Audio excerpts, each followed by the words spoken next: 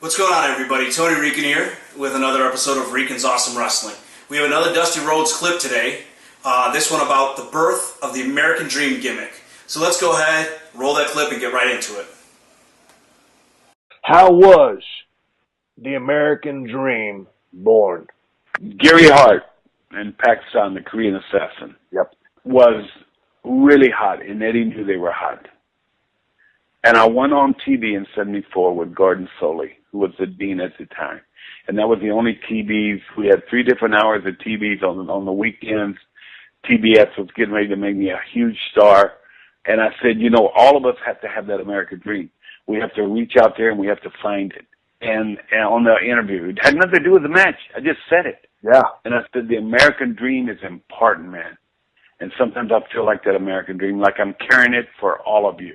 The rest is like the crowd doing one-word things that we have now. Who would have thought that you could just take the crowd and saying, yes, yes, yes, yes. Yeah. What? Right. What? I mean, think about that. So back then, it was just something that they picked it up. The audience, the universe picked it up, and they made it huge. Then newspapers picked it up. Then people started talking about it. And then me against the Korean assassin. And so how did he become that baby face? How did he become that deal? It was simple. We talked about the great promos. The greatest promo, I said 2 lines. I love you. That was my favorite greatest promo. If you ever get a YouTube where you can find it, you can. Yeah, it was for Orlando. Yeah. It was for Orlando. I had 2 minutes. For 1:50-something seconds, I looked at Gordon. I looked into the camera and didn't say nothing. And Orlando had turned me babyface the week before, and it was me and the assassin there. Everybody knew where I was, but until they already told them. And I looked at them. I looked at the camera, and I said, with about 3 or 4 seconds left, I said, Orlando, I love you. You could not get within 5 miles of that building at 6 o'clock. Yeah. Orlando, I love you. You know why? Because they believed I was sitting out there with them. And they took me to the dance, and by God, I'm going to leave with it. So there you have it, Dusty Rhodes with how the American Dream gimmick started. More of a natural gimmick that, a lot like Daniel Bryan's Yes Chant. Something he just started doing, the fans picked up, that blew up and became something huge. I mean, you see it all the time in WWE right now, where they're trying to force feed you something. They try to create something and force it to you and force it down your throat. And obviously it doesn't work that well. I mean, everybody, I can guarantee, if I say, what do you think of John Cena, every single comment down there is going to shit on the guy.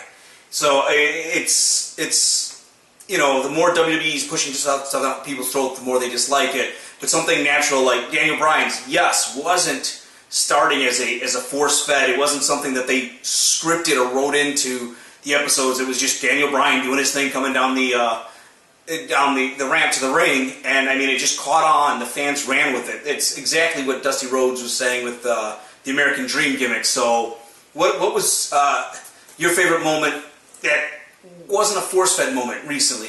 I mean, there's tons of them as you go back, you know, into the history of wrestling, when wrestling was more of an art form and everybody free-flowed and promos weren't scripted. They just, like that one should have been scripted. I stumbled all over myself. But when promos were less scripted and guys just went out there and talked and reacted to the fans, you know, it caught on. What was your favorite moment that just caught on? I know a lot of you are going to say CM Punk's pipe bomb. You know, it was something that, even though, yeah, they had a general gist of what he was going to say, it was off the cuff, and he said what he wanted to say, and the fans fed off of that. So go ahead, go ahead in the comments. What is your favorite moment that, not scripted like all this crap is now today, you know, word for word, one writer writing 10 guys, and you can tell it's the same writer writing this same fucking speech for 10 different guys. So go ahead and comment, subscribe, and we'll see you guys next time.